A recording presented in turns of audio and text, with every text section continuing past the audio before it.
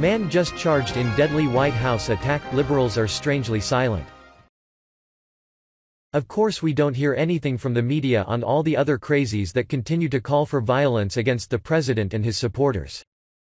This is what happens when the far left continues calling for violence. From the Daily Wire. A Utah man has been charged with sending a series of letters threatening to unleash the deadly poison ricin to President Donald Trump, Secretary of Defense James Mattis and Seve. The man, a Navy veteran, reportedly confessed to law enforcement that he sent envelopes stuffed with the threatening letters and ground up castor beans which can be turned into ricin if the poison is extracted correctly to the President, FBI Director, Secretary of Defense and the Chief of Naval Operations, according to the Salt Lake Tribune, but pleaded not guilty to 5 counts of mailing threats to officers and employees of the U.S. The FBI says the man knowingly threatened to use a biological agent and toxin, specifically ricin, as a weapon, even though he was not successful in extracting any actual ricin from the castor beans.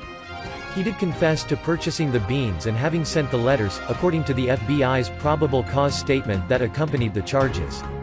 The suspect is well known to law enforcement. According to Utah court records, in 2005, he was convicted on 2 counts of third-degree felony child abuse, a case that involved accusations of child sex abuse of 2 girls.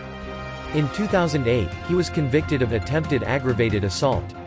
He was released from prison in 2011. He also had a history of threats, having called in a bomb threat to a local Air Force base in 2017, and sent a threatening letter to Utah's governor the same year. Courtesy of the Davis County Jail, William Clyde Allen III was arrested on Wednesday, October 3, 2018 in connection to an investigation of letters sent to President Donald Trump and top military leaders that may have contained the precursor to the deadly poison ricin.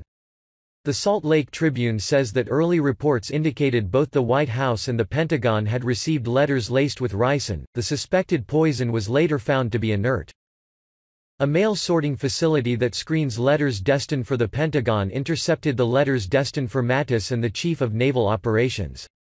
A separate facility operated by the Centers for Disease Control intercepted the suspected ricin-laced letters headed to the White House. FBI officials searched the Mont's home, looking for further evidence of ricin, but told reporters Friday that no wider threat to public safety exists at this time. The Mont's arrest was overshadowed in week where a Florida man was arrested for sending at least 13 pipe bombs to various prominent Democrats and Democratic donors. That man engaged in a similar campaign of terror, mailing several suspected explosive devices to Democratic lawmakers and delivering at least 2 other packages by courier to the home of mega-donor George Soros and the New York City offices of CNN. That man was arrested on Friday, the same day the Utah man appeared in court for his campaign of threats.